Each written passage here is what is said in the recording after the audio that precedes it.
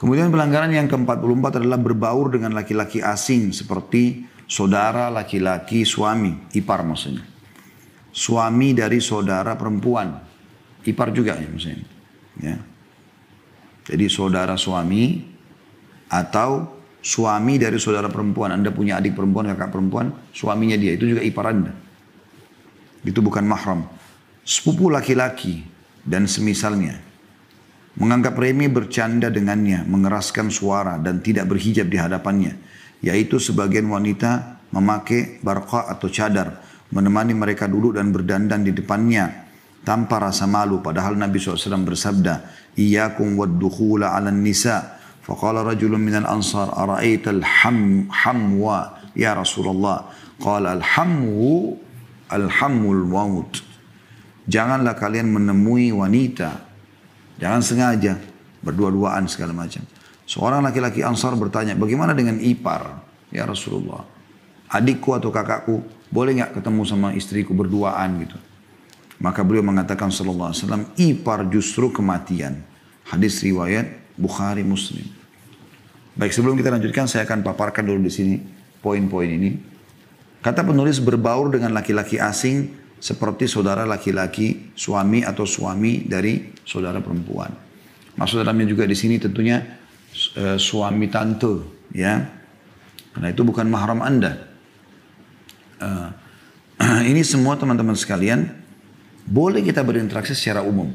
Misalnya lagi ada acara keluarga, assalamualaikum apa kabar? Misalnya kita memanggil apa dengan panggilan yang santun ya. Abang, kakak, paman, segala macam. Kan bahasa santun, tapi umum. Enggak ada masalah. Kita menegur ipar kita. Ya. Tapi umum, bukan berduaan. Cuma yang terjadi sebagian orang dalam hal yang ditegur oleh penulis ini adalah, misal dia sibuk di kantor, si suami ini. Bisnismen, banyak karirnya segala macam. Istrinya butuh diantar. Enggak ada supir di rumah. Ya. Atau belum ada orang yang bawa mobil walaupun dia beberapa orang, tapi dia akhirnya udah suruh adiknya saja. Kadang-kadang adiknya masih muda, bujang, mungkin tampan, mungkin orangnya bersih rapi, gitu kan. Antar kakak, oh iya kakak ipar, nggak apa-apa. Antar kakak ipar. Ya. Di mobil berduaan dengan AC, dengan bau wangi segala macam. Atau kadang-kadang di motor, bonceng-boncengan. Banyak sekali terjadi teman-teman sekalian. Jarang sekali luput. Ipar ini kalau sudah dibiarkan berduaan dengan kakak atau adik iparnya, tidak terjadi sesuatu, jarang sekali. Nabi SAW ingatkan masalah itu. Alhamul maut. Karena seringnya orang berbaur dengan iparnya, hanya berdua-duaan, maka sahabat ini sempat bertanya, mengatakannya Rasulullah, bagaimana dengan ipar? Kalau tidak boleh perempuan berbaur sama laki-laki berdua-duaan gitu. Maka Nabi SAW mengatakan justru ipar itu kematian. Apa makna kematian? Sebagian ulama rincikan. Kematian maksudnya, kalau sampai terjadi apa-apa, perselingkuhan antara saudaramu dengan istrimu, maka itu seperti kematian bagi kamu. Sulit sekali. Siapa yang akan dia bela, siapa yang akan dia salahkan. Ini istrinya, yang ini adalah saudaranya. Saya pernah punya seorang teman, saya tidak bisa lupa kejadian itu ya. Dari Pakistan beliau, waktu itu kami masih kuliah di Madinah ya. Saya kebetulan waktu itu kelas 3 SMA, beliau kelas 1 SMA. Cuma dari sisi umur, dia seumuran sama saya atau mungkin lebih tua gitu. Cuma karena dia masuk ke Madinah, dia ingin memulai lagi dari kelas 1 SMA gitu kan. Dia masuklah intinya untuk mempelajari bahasa Arab. Tapi Masya Allah orangnya prestasi luar biasa. Dan luar biasa karena satu kamar sama saya masih ingat wajahnya. Orang yang Masya Allah tampan, badannya berotot, Masya Allah berprestasi. Dan kita nyaman kalau ngobrol sama dia, orangnya wangi segala macam. Masya Allah lah. Saya pun punya pribadi yang saya suka menjaga seperti itu ya. Maka kami ada kecocokan ngobrol, jalan sama-sama ke masjid. Dan Masya Allah soleh sekali. Dia itu sampai satu building sama saya, dia mengatakan, Alhamdulillah Khalid, saya tahun ini tidak dalam satu tahun 365 hari nggak pernah ketinggalan sholat subuh di masjid, sholat subuh berjamaah. Masya Allah luar biasa gitu. Ya. Yang jelas, maaf dia bilang 5 waktu sholat. Yang jelas teman-teman sekalian, di kampus kami dulu ada satu sistem yang dibuat dari 8 building tempat tinggal asrama mahasiswa. Ada 2 building besar, 5 lantai. Satu lantai itu entah berapa kamar, saya sudah lupa. Tapi satu kamar bisa diisi dengan 6 orang mahasiswa. yang di sekat-sekat gitu kan. Ada meja belajar, ada lemari segala macam. Ada lagi building yang cuma 4 lantai diisi dengan 3 mahasiswa. Nah ini biasanya digilir nih. Nah saya waktu selesai SMA, masuk ke universitasnya, fakultas dakwah waktu itu, saya sudah tidak lagi satu asrama sama dia, karena dia masih satu asrama dengan teman-teman SMA. Gitu. Nah, saya subhanallah mungkin tidak ketemu sama dia karena kampus kami besar sekali. Ya. Kadang-kadang tidak berpapasan gitu kan.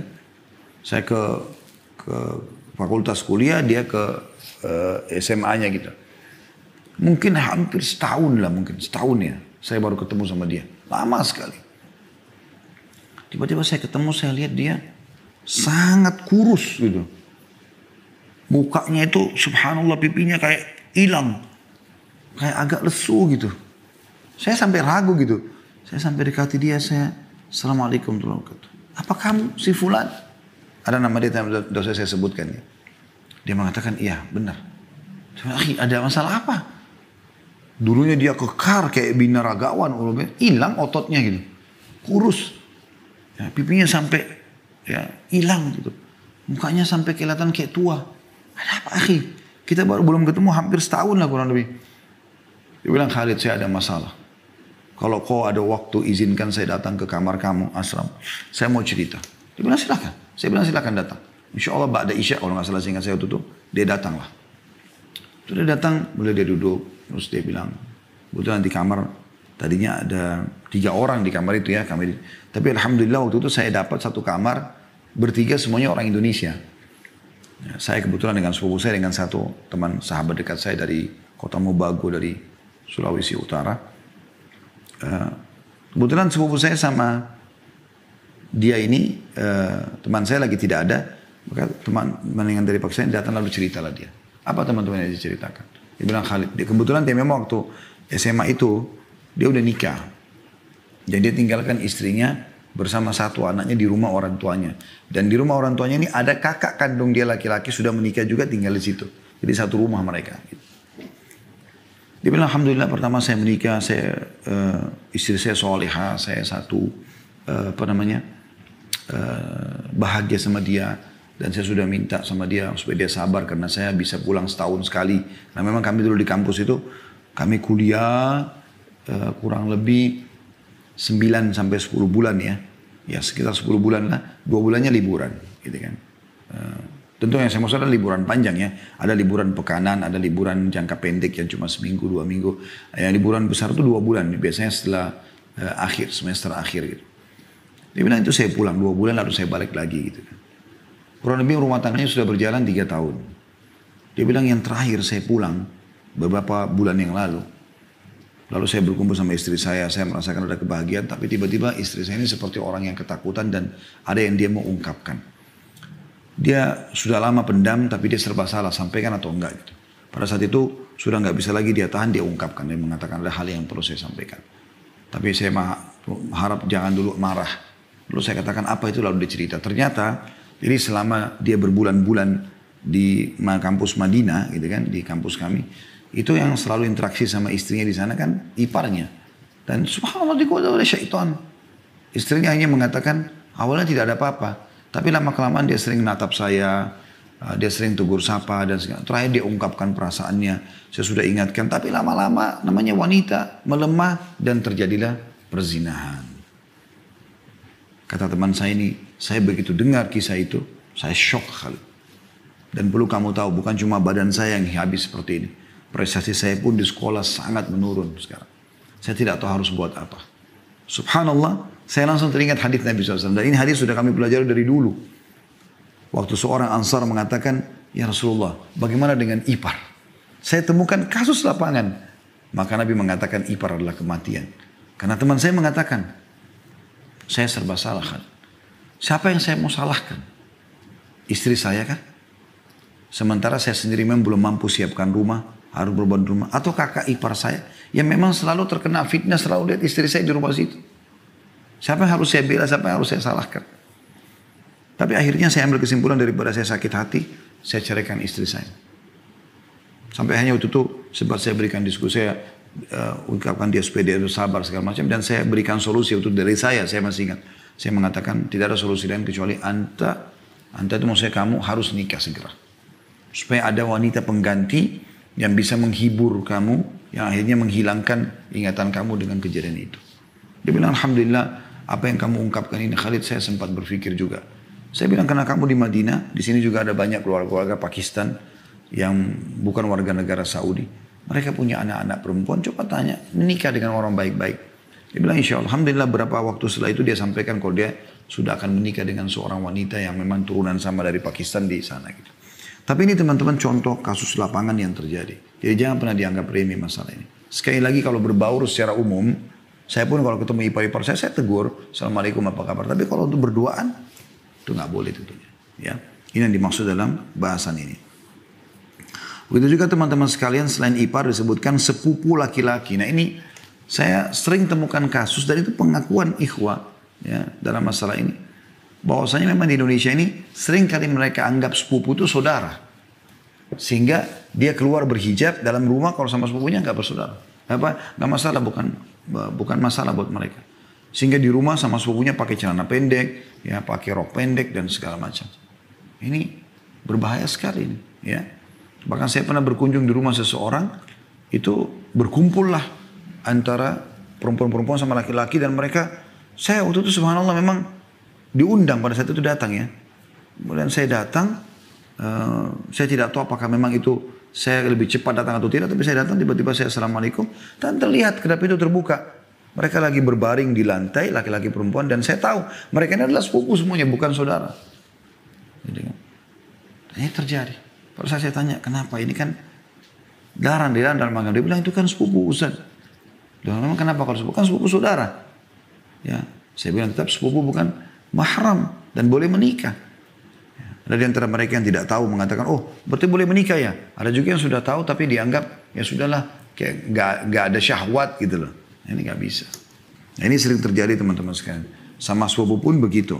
Ya. Atau orang yang sering bertamu ke rumah, ya termasuk teman-temannya suami. Ya, karena di sini penulis mengatakan itu ya.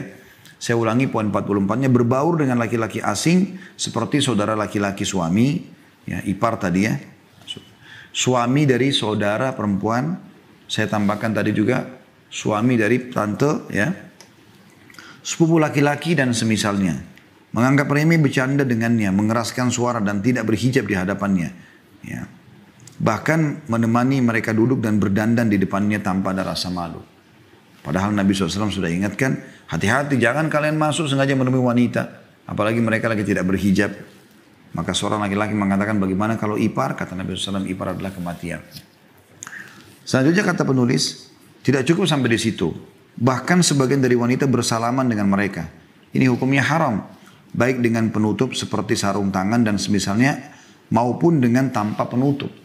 Karena Nabi SAW bersabda dalam hadis riwayat Tirmidzi, "Inilah usafihun nisa." Sesungguhnya aku tidak berjabat tangan dengan wanita. Juga dalam sabda Nabi SAW, "Li'an yut'ana fi ra'si ahadikum bimikhyatin min hadid khairun lahu min an yamassa imra'atan la tahillu lah." Sungguh bila kepala salah seorang di antara kalian ditusuk dengan jarum besi, itu lebih baik, atau besi yang tajam, itu lebih baik daripada menyentuh wanita yang tidak dihalalkan baginya. Jadi memang salaman ini tidak boleh dengan yang bukan mahram. Kalau mahram, ayah, anda ke atas, kakek, ke samping, paman, ibu ke atas, ke sampingnya, ya, nenek segala macam, dan ke sampingnya, ya, saudari dan saudara ibu. Kemudian samping jalur kita, saudara dan saudari kita. Ke bawahnya saudara kita, ponakan-ponakan. Ke bawah kita, anak dan cucu semuanya mahram. Termasuk saudara susuan gitu kan. Tapi selain daripada ini, bukan mahram. Termasuk pasangan orang tua juga ya. Jadi kalau orang tua kita, ayah kita menikah sama seorang wanita misalnya, atau ibu kita menikah dengan seorang laki-laki, ini mahram gitu kan. Kalau pasangan ayah berarti mahram bagi anak laki-laki, ya pasangan ayah ya, yang perempuan istrinya. Kalau pasangan ibu berarti suami ibu, itu adalah mahram bagi anak perempuannya ibu tersebut. Nah ini semua teman-teman adalah selain mereka bukan mahram, dan tidak boleh salaman, dianggap remeh semuanya. Ya, ada sebagian ulama mengadakan penelitian, ternyata ada semacam urat-urat saraf tertentu di tangan kita ini. Kalau memang subhanallah bersentuhan antara laki-laki sama perempuan sudah cukup untuk mengundang syahwat. Mengundang syahwat di situ. Maka ini masuk dalam bahasan tadi. Bayangkan Nabi SAW mengatakan seseorang di antara kalian ditusuk dengan besian tajam kepalanya jauh lebih baik, lebih ringan dibandingkan dia menyentuh tangan wanita yang tidak halal untuk dia.